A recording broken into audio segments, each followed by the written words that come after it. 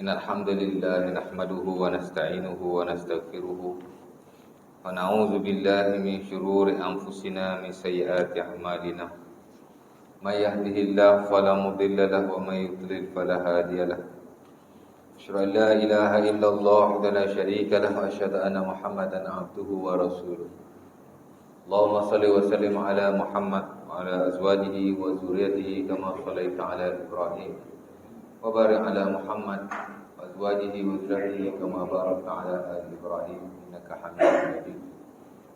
Rabbana zidna ilma warzuqna fahma taqabbal minna innaka antas samiul alim. Amma ba'du. Alhamdulillah, setinggi-tinggi kesyukuran kita panjatkan kehadirat Allah Subhanahu wa taala kerana pada malam ini kita dapat sama-sama berkumpul di surau kita untuk kita sambung kuliah kita telah kita tinggalkan pada bulan yang lepas, ya. Di mana kita masih dalam babul wudu. Itulah tentang salah satu cara kita bersuci, kita beribadah kepada Allah Subhanahu wa taala. Dan kita telah bincang tentang ta'rif ataupun definisi al-wudu. Kita dah bincang tentang dalil-dalil pensyariatan wudu secara umumnya. Sudah baca ayat Quran surah Al-Maidah ayat ke-6 yang dijadikan asas tentang pensyariatan wudu dalam Al-Quran. Dan hadis Nabi SAW yang penting-penting, umpama hadis yang diriwayatkan dalam Sahih Bukhari dan Muslim daripada Uthman bin Affan, yang diriwayatkan daripada maula ataupun pembantu beliau yang bernama Umran, yang dianggap sebagai hadis terpentinglah tentang wudu. Dan kita dah berkongsi juga tentang fadailul wudu, the privilege of wudu, dengan sebab ia adalah satu ibadah dan pensyariatan Allah Subhanahu wa taala, bahkan satu amalan besar dalam Islam, mestilah ada fadilah-fadilahnya, ya.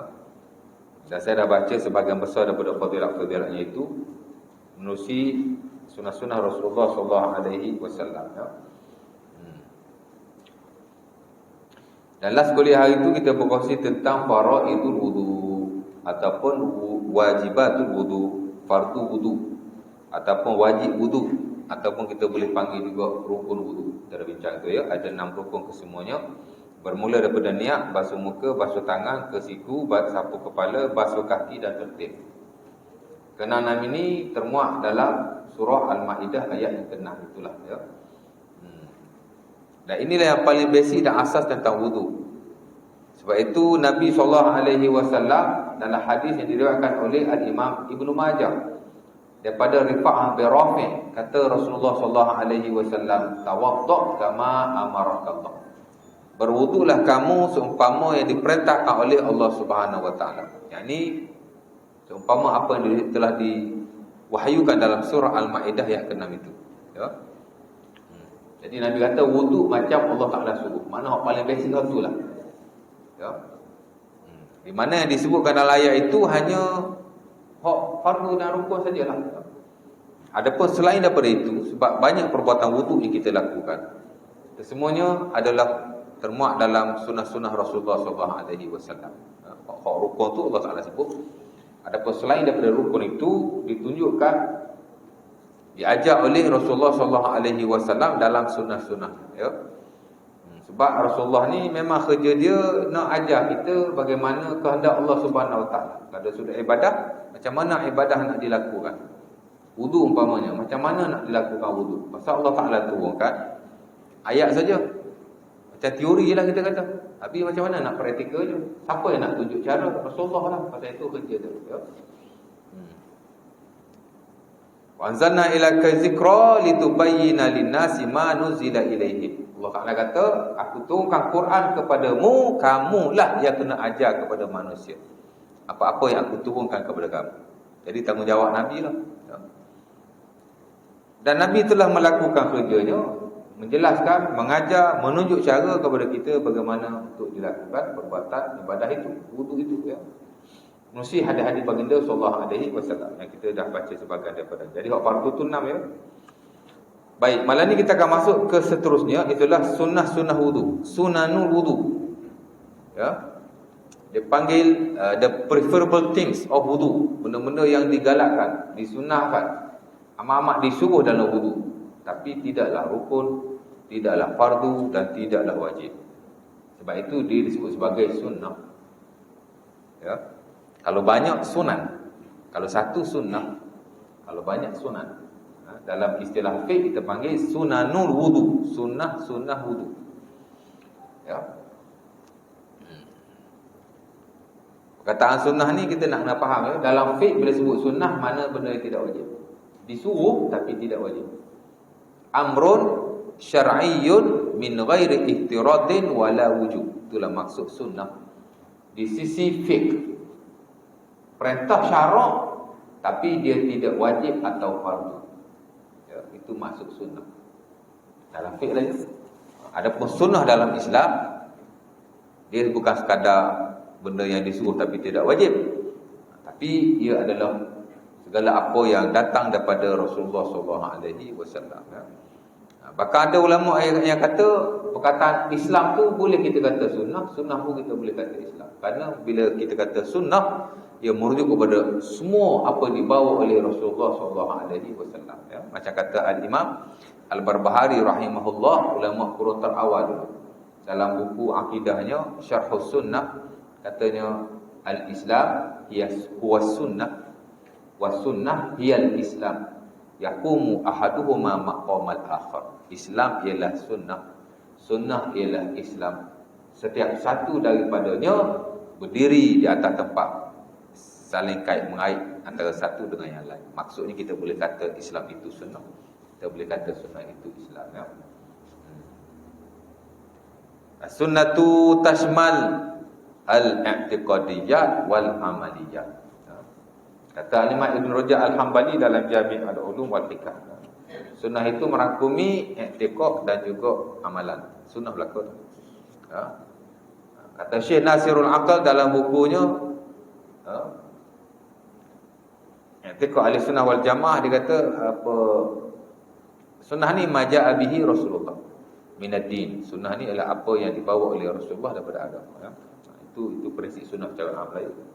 Kita nak faham. Tapi bila kita sebut sunnah dalam fiqh ni, mana benda yang tidak wajib. Disuruh tapi tidak wajib. Bawah pak wajib lah. Atas sekali wajib. Ataupun rukuk ataupun fardu, di bawahnya adalah sunnah. Jadi jangan kita keliru pula. Ya? Bila kita bincang tentang fiqh, kita sebut sunnah, ia merujuk kepada sunnah-sunnah seumpama itu. Ya? Adapun kalau kita bincang agama secara holistik, sunnah, macam kita bincang sumber agama, Quran, sunnah, ijma', itu sunnah tu bukan hak kata tak wajib tu. Itu maksudnya apa-apa yang datang daripada Nabi, daripada kata-katanya, daripada perbuatannya, selain daripada Quran. Itu dia tak sama ya. Itu kita bincang dapat belajar dalam usulul fiqh ya, usulul fiqh. Ini fiqh bukan usul fiqh ya. Baik, sunnah wuduk sebenarnya ada banyak. Sekurang-kurangnya 10 lah atau 11 sekurang-kurangnya. Dalam mata Abi Syuja', mata yang termasyhur dalam mazhab Syafi'i, 10 dikatakan. Ya. Tapi Al-Imam Taqiyuddin Al-Hisni dalam bukunya Kifayatul Akhyar, bila dia menghuraikan mata Abi Syuja' itu, dia kata bukan 10 saja, dia pun tambah lagi banyak lagi yang lain. Ya, boleh sampai 20 pun. Dan dia membahagi-bahagikan pula, ada yang ab'ad, sunnah besar, ada hayat, sunnah yang kecil sikit. Ab'ad ni makna sunnah yang ada dalil-dalilnya secara spesifik. Hayat ni sunnah-sunnah yang kadang diambil daripada dalil-dalil yang kita kata tak ada lah, kita kata sunnah yang benar-benar ditutup tapi masih digalakkan. Dia membeza-bezakan seumpama itu. Macam berwuduk tanpa ditolong oleh orang lain, itu sunnah hayat. Ya. Sebab itu sebagai ulama dia memakruhkan kalau kita suruh orang lain tolong kita ambil wuduk, tolong tuang air ke. Dia kata makruh. Kerana sebab wuduk ialah kita tak minta tolong orang, wuduk sendiri. Tapi kalau ada keperluan tak apa, ataupun sekali-sekala tak apa. Ini asal nak wuduk je suruh orang tuang air. Asal nak wuduk je suruh orang tuang air. Asal orang tuang air je wuduk. Dia kata makruh. Kerana Rasulullah SAW ada juga hadis yang dinyatakan, kerana Nabi yatawaddau bi ghairi isti'anah. Hadis itu dalam Musnad Al-Bazzar, diriwayatkan daripada siapa ya? Saya tak ingat, Jabir kot. Dan disebut oleh Imam Nawawi rahimahullah dalam buku fiqh beliau yang hebat, Khulasatul Ahkam. Khulasatul Ahkam ni kira buku fiqh Imam Nawawi yang paling standard. Dia ada banyak buku fiqh dikarang. Hak nombor satu sekali ialah Khulasatul Ahkam. Walaupun dia buku taklah tebal mana, tapi kerana itu pendapat-pendapat beliau yang dia saring hak the best. Orang kata buku Imam Nawawi yang paling hebat, majmuk lah. Dah, Khulasatul Ahkam nombor satu, Al-Majmu' nombor dua. Walaupun Al-Majmu' banyak jilidnya, berbelah-belah kot.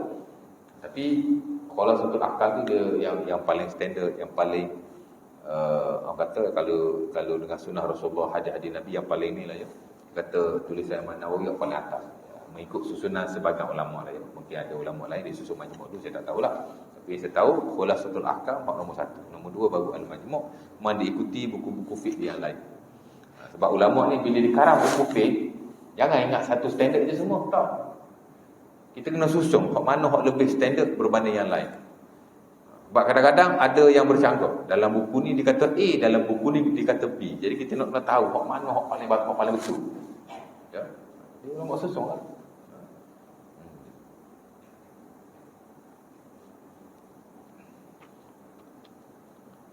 Sebab tu kadang-kadang bila kita kata ulama ni kata A dalam buku sekian-sekian, belum tentu lagi. Sebab dalam buku dia yang lain dia kata B pula. Jadi nak kena tengok ya.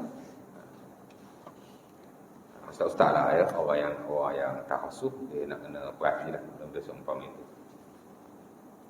Jadi sunnah wuduk mana benda yang disuruh tapi tidak wajib. Ada banyak ya. Saya nukilkan di sini berapa saja. Saya ingat berbelah-belah ikut. Pertama, bismillah. Ya. Majoriti ulama mengatakan bahawa membaca bismillah ketika berwudu adalah sunnah dan segelintir mewajibkan. Ya. Kenapa sunnah? Kerana ada hadis yang diriwayatkan daripada Nabi SAW, daripada Abi Hurairah, seumpama yang diriwayatkan dalam Sunan Abi Dawud dan selainnya. Kata Nabi SAW, la salata man la wudu'a lahu wala wudu' man lam yazkur ismallahi alaihi. Ya. Itu hadis yang paling masyhur lah. Hak kata wajib mengguna hadis ni, hak kata sunnah mengguna hadis. Majoriti kata wajib, segelintir kata sunnah. Majoriti kata sunnah, mana tidak wajib. Tapi segelintir dia kata wajib. Berdasar pada hadis ni jugalah. Pasal Nabi kata la salata man la wudu'a lahu. La salata liman la wudu'a lahu. Ya. Nabi kata la salata liman la wudu'a lahu. Tidak ada solat bagi orang yang tidak ada wudu. Ya. Semayang mesti kena ada wudu. Kalau tidak ada wudu, tak sah semayang. Walaupun secara tidak sengaja. Tak ingat tak ambil wudu, mari-mari semayang. Allahu Akbar. Lepas semayang baru tengok, alamak aku tak ambil wudu lah tadi. Tak apalah, dah semayang dah kot. Dia jangan samakan dengan kes yang lain. Macam kes kiblat lain, kita semayang, kita ingat kiblat belah sini, kita semayang. Habis semayang, rupanya kiblat belah lain. Tak payah kotor. Ya. Imam Syafi'i dia ada dua fatwa lah ya. Fatwa lama dia kata tak payah kotor, fatwa baru dia kata kena kotor. Tapi saya ingat majoriti ulama kata tak payah kotor. Pak kiblat dia ringan sikit. Kerana asas kepada kiblat ialah zon. Kita sangka kiblat belah mana, cukup lah. Kalau sangkaan kita itu tidak betul, after kita melakukan semayang, maka tidak wajib kotor lagi. Tapi kalau nak ambil hak standard mazhab Syafi'i, memang kena kotor. Dia ambil pendapat mazhab Syafi'i yang baru.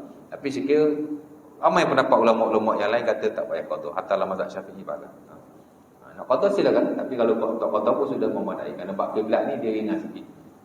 Asalkan sebelum kita angkat takbir, kita dah yakin ataupun kita zon kiblat ni belah mana. Tapi kalau selepas kita sembahyang, salah nak buat macam mana? Dia lain sikit. Ya. Ya. Kadang-kadang kita tak biasa tempat tu. Kita sembahyang badan itu, tapi orang tempatan tengok kita ada pusing kan? Dia pusing kan? Tengah sembahyang kita boleh, kalau kita tengah sembahyang, baru kita tahu kiblat tu belah mana. Baru kita boleh bergerak. Boleh dengan sembahyang tu kita boleh pusing. Ya. Macam Nabi lah, macam sahabat Nabi lah. Ada sahabat Nabi dia tengah sembahyang. Nabi sembahyang, Ada sahabat dia tengah sembahyang berjemaah. Kemudian datang sahabat yang lain bagi tahu Nabi dah ubah kiblat daripada Baitul Maqdis kepada Baitullahil Haram. Maka sahabat yang dengar tu tengah sembahyang, ramai-ramai pusing ikut Baitullah. Ya, boleh lain sembahyang. Ataupun kita tengok orang tu sembahyang kiblat dia salah. Kita boleh cakap kat dia. Kiblat salah tu belah kiri. Ya. Saya dulu sembahyang kat satu hotel. Cerita lama dah saya ingat. Tahun 2009 tu. Tak ada kiblat. Tak ada kiblat. Ha? Sahabat saya Ustaz Sabiri, dia dulu belajar sekali saya juga. Sekarang ni dia kerja kat PPD Shah Alam. Dia pegang badan saya pusing. Tapi kita tahulah dia yang pusingkan kita. Kalau orang lain tak kenal, nanya. Terkejut juga je lah. Maknanya tak perlu pegang badan dia. Kita boleh cakap kat dia. Kiblat belah kiri ya. Dia pergi depan dia ke, kiblat belah sana ya. Dia tengah sembahyang tu dia.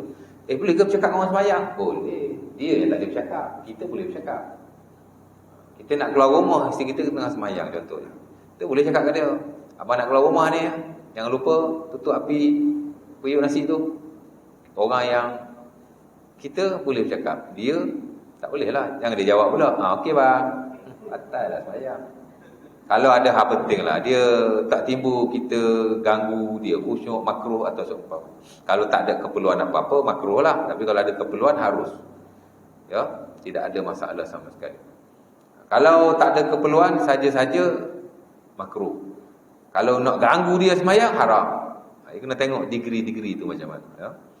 Tak ada masalah. Ya? Kerana isteri-isteri Nabi, dia bercakap dengan Nabi ketika Nabi tengah sembahyang. Ya?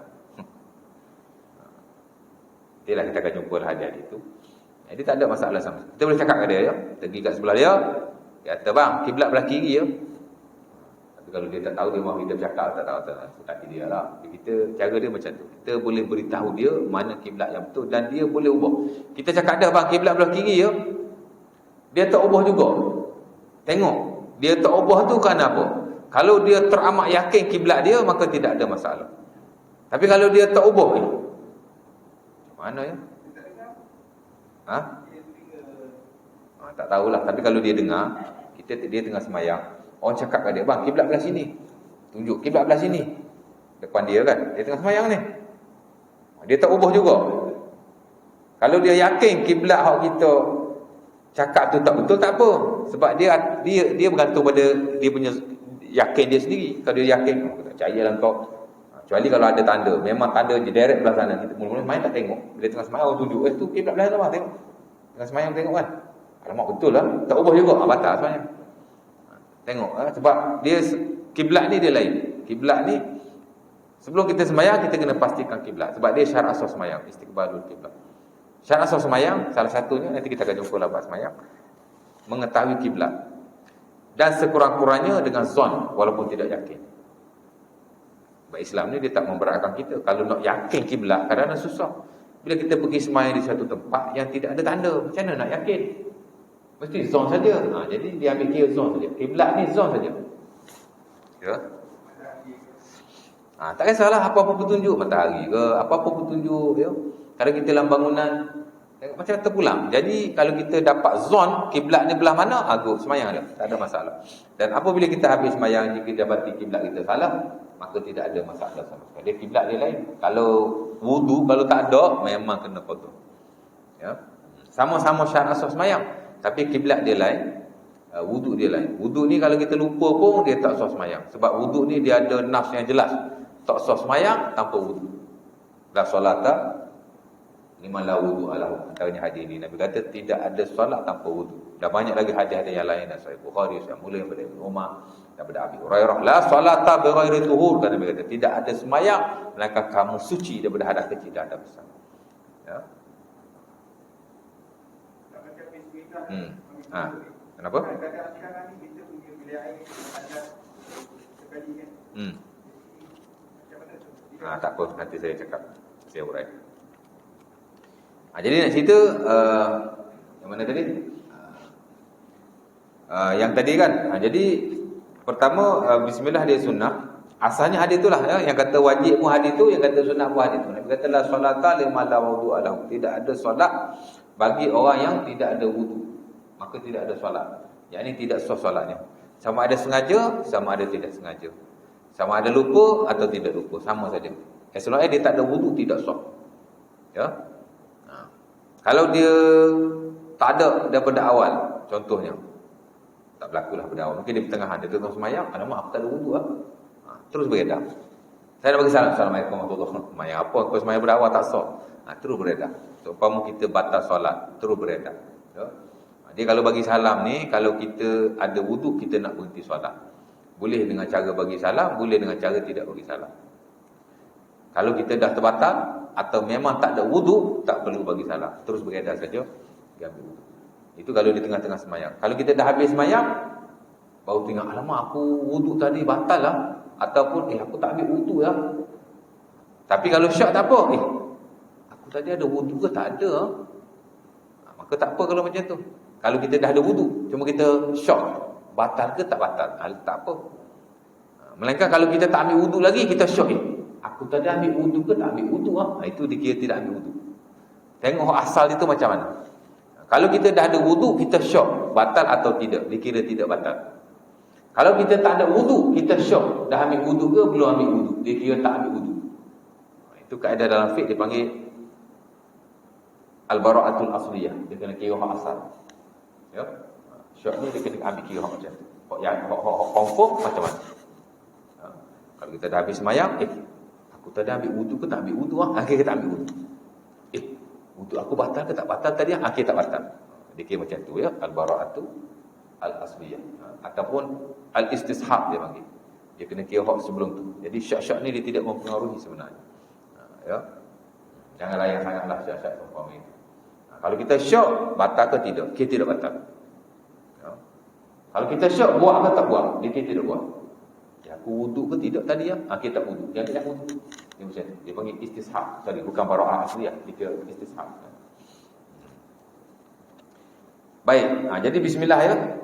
Jadi Nabi kata la wudu lima la salat, la salata lima la wudu lahu. Tidak ada solat bagi orang tidak wudu, wala wudu liman lam yadhkuris mallahi alaihi. Dan tidak ada wudu bagi orang yang tidak membaca bismillah. Zahir hadis ni macam kalau tak baca bismillah tidak ada wudu, mana tak sah. Sebab itu sebagai ulama macam Ishaq bin Rahuyah, hatta satu riwayat daripada Imam Ahmad rahimahullah, Hambali dia kata tak sah kalau tak baca bismillah.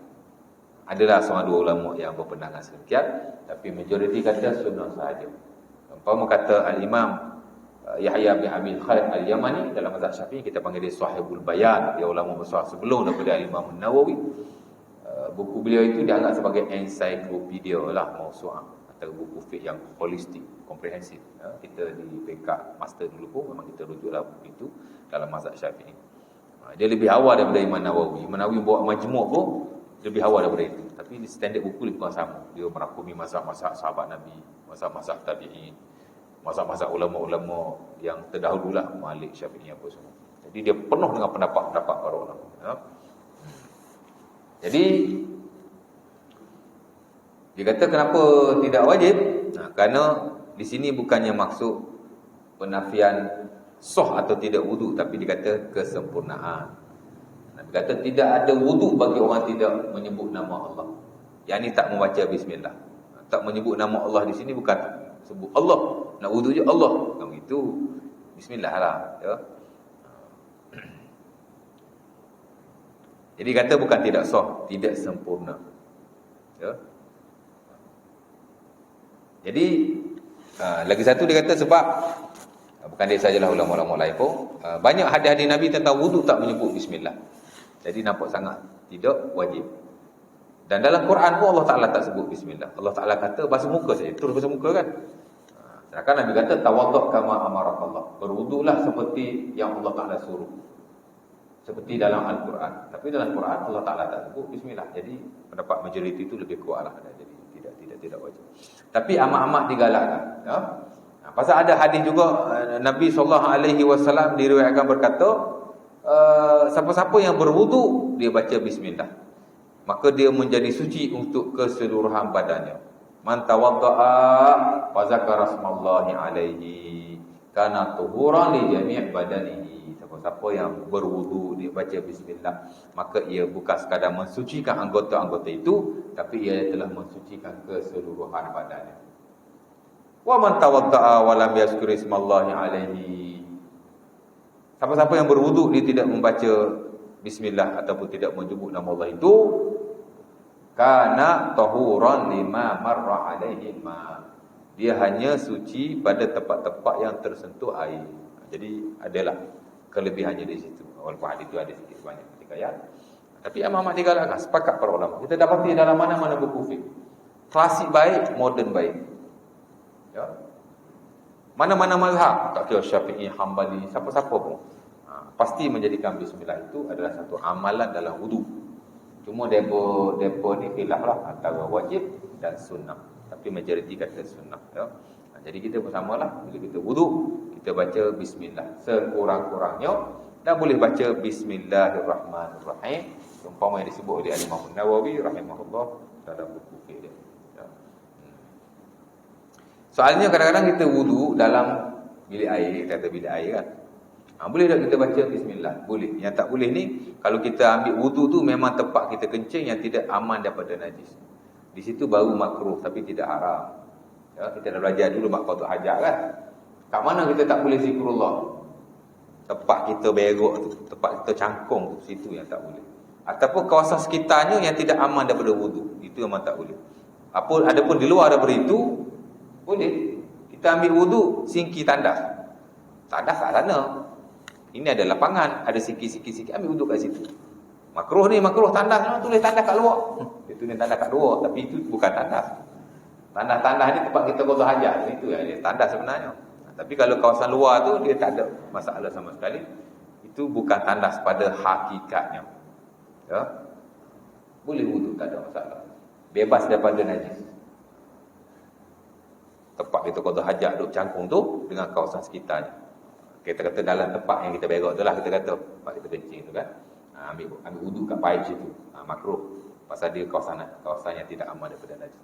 Adapun di luar, sikit-sikit ada di luar itu. Nak kalau kita pergi hotel kan, contohnya. Tandas dekat dalam. Dia punya ruang lapang dekat luar tu luas. Sikit-sikit kan. Tak ada masalah lah. Dia namakan saja tandas, tapi itu bukan tandas hakikatnya. Itu cuma tempat bilik biasa je. Betul-betul tandas yang disebut sebagai al-kanif ialah tempat kita qadha hajat tu. Ha? Boleh. Jadi tak ada masalah sama sekali. Boleh ambil wudu. Kita rumah kita tempat berok sana, tempat mandi sini. Habis tu kita nak ambil wudu, kita nak mandi, tak ada baca bismillah lah. Sampai sudah lah 20 tahun duduk rumah tu, 20 tahun tak ada baca bismillah. Tempat berok sana, walaupun dalam satu kompartmen, tapi berok sana, mandi sini jauh. Tempat yang berasingan, walaupun dalam satu kompartmen, dalam satu bilik, dalam satu tempat, tapi lain-lain kan. Maka tak ada masalah sama sekali. Jangan kita ambil wudu tempat kita berok tu sudahlah. Ataupun dekat sangat dengan dia. Tapi kalau jauh, kita bilik mandi tu, kalau dah berasingan ada tutupan, okeylah. Tapi kalau kadang-kadang tempat mandi dengan tempat berok tu sekali kan.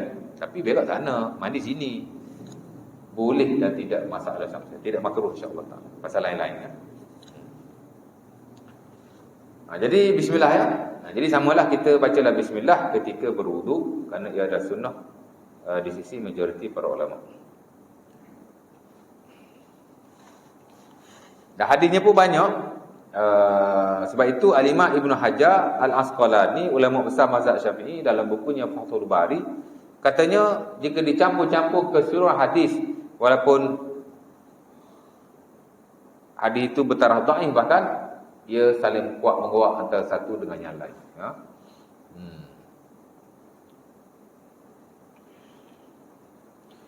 Baik, itu pasal bismillah. Anda tanya apa-apa?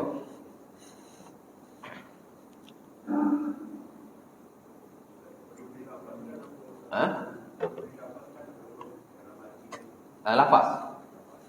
Apa-apa zikir, bila kita sebut zikir, dia mesti lafaz. Dalam hati tidak dikira. Ya. Kerana zikir adalah ibadah, ibadah dia mesti dilafazkan. Mesti dilafazkan. Tak kira lah dalam semayang ke, luar semayang ke, zikir mesti dengan mulut. Baru dikira. Ini zikir ibadah, mesti dengan mulut lah. Kalau dengan hati, tidak dikira. Mereka kalau zikir-zikir am, kita nak zikir subhanallah, alhamdulillah, sambil berjalan, sambil buat kereta. Kan? Bolehlah zikir dengan hati, tak ada masalah yang tu. Cuma ulama khilaf, afdal dengan hati ke ataupun dengan mulut. Itu berlaku sedikit pertikaian. Imam Nawawi rahimahullah dalam Muqaddimah Al-Askar dia dah sebut benda ni. Ala kulli hal, seafdal-afdal zikir ialah dengan mulut, dengan hati dan dengan anggota badan. Umpama Nabi zikir dengan mulut, menghayati dengan hati, dan Nabi mengira-ngira dengan jari. Kata Ibnu Umar dalam Sunan Abi Daud, kana Nabi yaqidu tasbih bi yaminihi. Dengan riwayat, kana Nabi ya'uddu tasbih bi yaminihi. Nabi mengira-ngira zikir dengan tangan-tangannya. Ya. Jadi kata Imam Nawawi, seabda-abda ibadah bila digabungkan ke semuanya. Mulut kita sebut, hati kita hayati, ya. Anggota badan pun join sekali. Hatta dalam hadis yang diriwayatkan dalam Sunan Abi Daud daripada Ummu Atiyah, kata Nabi waqib nabil anamin fa innaha mustaqatat masyhudat. Atau kama qala, bila kamu zikir, kamu kiralah dengan jari-jarimu, kerana jari-jarimu esok-esok akan menjadi saksi dan dia akan berkata-kata pada hari kiamat. Ya. Anggota badan kita ni dia cakap esok apa kita buat. Mata kita akan bercakap, ya. Kaki kita akan bercakap, tangan kita akan bercakap. Kalau yang kita buat tu baik, dia akan cakap kita buat benda baik. Kalau kita buat benda tidak baik, dia akan cakap kita tidak, kita buat benda tidak baik. Ha? Jadi zikir mesti kita sebutlah, ya. Kalau zikir ibadah macam ni dia kena sebut bismillah, ya. Okey, itu yang pertama. Ada tanya apa-apa? Tak ada, ya. Yang kedua, bersiwak. Ini kita dah bincang dalam bab yang keempat dulu, bab bersiwak wa khisalil fitrah. Bab siwak dan fitrah kita dah bincang, ya. Ada 10 fitrah yang kita bahaskan. Salah satu, bahkan yang pertama ialah as-siwak. Amat-amat digalakkan kita bersiwak. Ada beberapa tempat kita digalakkan bersiwak. Salah satunya ialah ketika berwudu. Ada hadis-hadisnya, antara dalam Musnad Ahmad daripada Abu Hurairah. Kata Nabi SAW, macam mana hadis tu?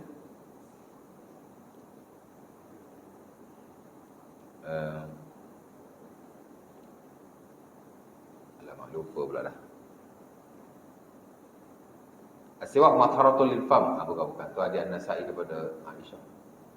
Dia hadis Abu Hurairah. Lupa ingat. Laula an asyqa ala ummati la amartuhum bis-siwak inda kulli solah. Itulah Sahih Bukhari dan Muslim. Dalam Musnad Ahmad ada tambahan ma'a kulli wudu. Kalaulah aku tidak menyusahkan umatku, nescaya aku akan menyuruh mereka bersiwak setiap kali hendak solat ketika berwudu. Ya. Jadi amat-amat digalakkan kita bersiwak ketika wudu. Boleh bersiwak sebelum wudu, boleh bersiwak ketika wudu, boleh bersiwak selepas wudu. Tapi sebaik-baiknya sebelum kita berwudu, selepas kita baca bismillah. Kita nak wudu kan, kita baca bismillah, siwak, baru basuh tangan. Itu susunan sifat wudu lah. Ataupun kita siwak dulu, kemudian kita bismillah, baru basuh tangan. Boleh lah, ya. Jadi kita siwak di awal, barulah kita buat perbuatan-perbuatan wudu yang lain, ya. Amat-amat digalakkan, ya. Dan siwak ni kita dah bincang dulu. Apa-apa saja yang membersihkan mulut, ia dinamakan siwak, ya. Jangan ingat siwak-siwak ni pakai kayu saja, pakai kayu suri saja, ya.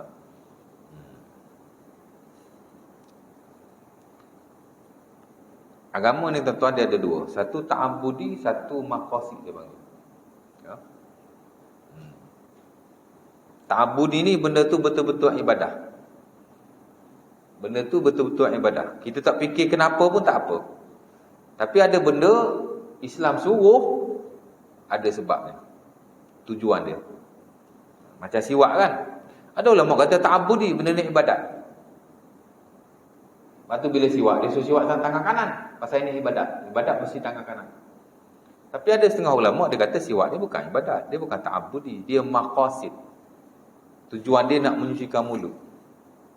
Dan itu yang lebih menepati dengan kehidupan manusia. Apa-apa yang menyucikan mulut, dia termasuklah konteks siwak. Ya. Dan itu yang dipegang oleh majoriti para ulama dalam buku-buku fiqh. Siwak ni dia adalah maqasid. Dia bukan ta'abudi, dia maqasid. Maqasid maksudnya tujuan dia untuk nak menyucikan mulut. Apa-apa yang menyucikan mulut, dia termasuklah konteks siwak. Pakai kayu ke, pakai beruh gigi ke. Ya. Pasal zaman Rasulullah memang orang pakai kayu siwak. Kan? Hari ni boleh pakai kayu siwak, boleh pakai beruh, apa-apa saja yang menyucikan mulut. Hatta Imam Nawawi rahimahullah dalam buku fiqh beliau, antaranya dalam Raudhah At-Talibin, dia kata kalau pakai jari pun as long as membersihkan mulut, hasalalahu ba'du sunnah, dia telah terhasil sebagai daripada sunnah walaupun tidak sempurna. Ya. Asal menyucikan mulut lah.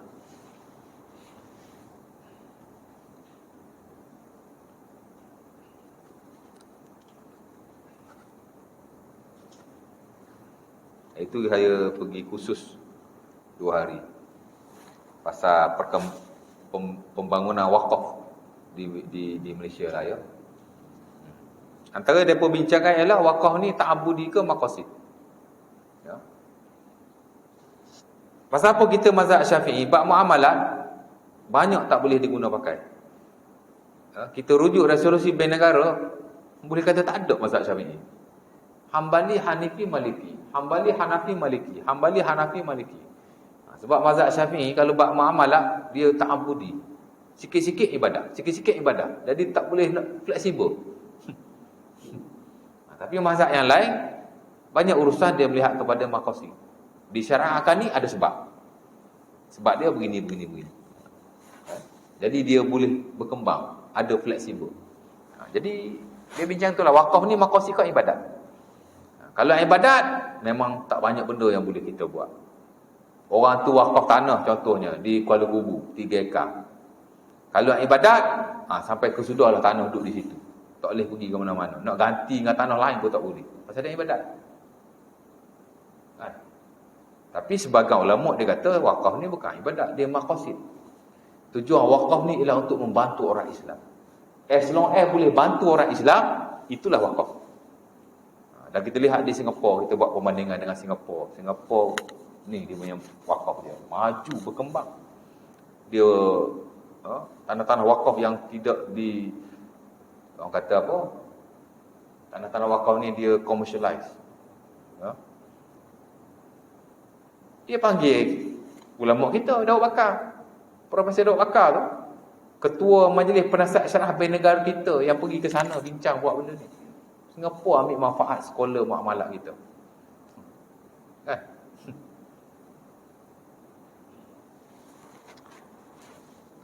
Pasal dia nampak maqasid. Benda ni as long as dia boleh bantu orang Islam. Itulah tujuan Allah Ta'ala wakaf. Jadi kalau wakaf tu isyak ke? Ya Allah cepatnya. Contoh kan, orang wakaf kat Kuala Kubu. Kat Kuala Kubu apa yang ada? 3 ekar. Jadi yang di sana digantikan dengan di Selangor contohnya. Apa? Sana Selangor juga, di KL lah kita kata. Dengan hartanah yang lebih menguntungkan. Sana tak ada apa. Dua situ. Tak boleh komersial, tak ada apa. Tapi bila bawa mai ke sini, tanah dia mahal. Boleh buat bangunan di atasnya. Boleh disewakan. Hasil sewa tu bagi ke orang Islam contoh. Jadi benda-benda macam tu ya. Okay. Azan dulu lah. Lepas tu kita sambung.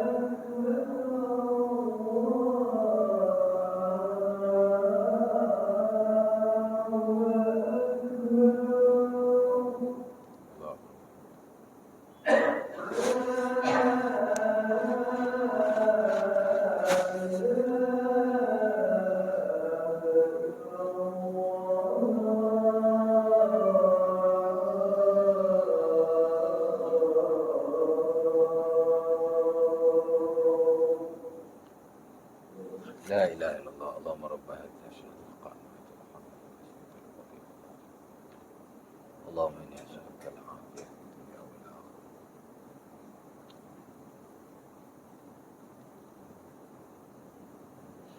Okey, baik. Balik pada yang tadi ya. Jadi nak cerita begitulah ya. Dia ibadat dengan maqasid ya. Jadi siwak pun samalah.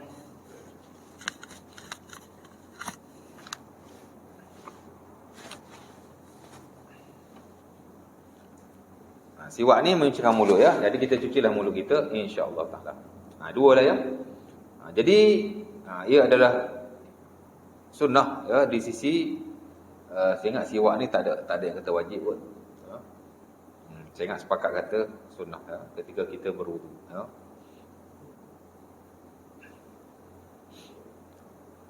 Ada soalan? Ada nak tanya?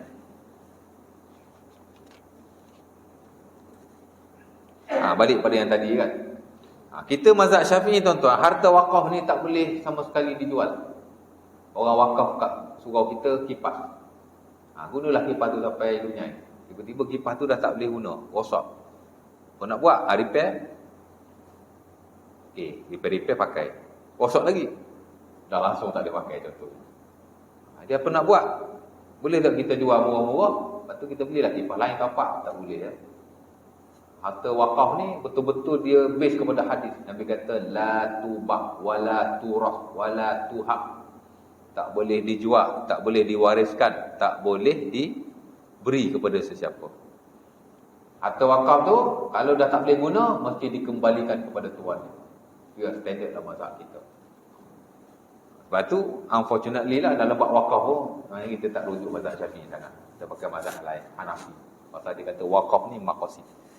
Dan kita pun termasuk di Selangor kita dah banyak buat istibdal wakaf. Wakaf ni kita gantikan dengan wakaf yang lain ya. Kalau ikut standard wakaf tuan-tuan, dia mesti ganti harta dengan harta. Kalau nak gantilah. Kalau orang tu bagi tanah 3 ekar, tiba-tiba tanah ni nak dibangunkan, dia kena ganti tanah lain 3 ekar juga. Dia panggil al-ain bil-ain. Sebab dia ibadah kan. Mana boleh orang bagi 3 ekar kau nak ganti kurang daripada 3 ekar. Tapi sebagian ulama yang melihat kepada maqasid, dia tak melihat dari sudut dia tak melihat dari sudut fizikal tu lagi, tapi dilihat dari sudut nilai. Kalau 3 ekar di Kuala Kubu boleh tukar dengan setengah ekar di Shah Alam. Nilai sana 100,000, cari 100,000 juga walaupun dia punya saiz lebih kecil. Dia tengok kepada value. Hari ni wakaf kalau nak buat istibdal tukar ganti, dia tak tengok lagi saiz. Ain bil ain. Dia tengok value. Dulu tak ada. Mesti ganti betul-betul ikut saiz dia lah. Jadi wakil ataupun keadaan biah dia tak sama. Zaman dulu. Ekonomi dulu dengan ekonomi hari ni tak sama. Dan jadi sudut pandang ulama antara satu dengan yang lain, perbezaannya tu ada kemaslahatan untuk kita. Ya. Jadi ada ulama lihat benda ni maqasid. Macam siwak tadilah. Ya. Ataupun sebagai ulama kata dia ibadah dan dia juga maqasid. Kalau melibatkan syarat-syaratnya, kalau betul-betul dinaskan oleh Allah Ta'ala dan Rasul, itu ibadah. Tapi yang berasas kepada pendapat-pendapat ulama semata-mata, itu zaman dia. Itu maqasid dia boleh buat. Yang kita tak boleh langgar ni Quran hadis dia. Kalau pendapat-pendapat yang dikeluarkan pada zaman dulu, kalau hari ni sudah tidak relevan, kita tak pakai. Macam tadilah, kan? Jadi itu penting ya. Tapi kita ni ibadat ni dia tak ada kena-mengena sangat. Yang maqasid ni, ibadat ni betul-betul ta'abbud ataupun kita mengabdikan diri kepada Allah. Ni dalam bab muamalah lah ya. Baru dua lah malam ni bincang. Ada lagi, banyak lagi yang lain. Mungkin kita akan bincang pada kuliah yang akan datang. Berapa minit dah? 45 minit kuliah tu. Ada nak tanya apa lagi? Ada soalan? Kata nak laju tu cakap ni. InsyaAllah ta'ala, kalau tak ada apa-apa soalan, kita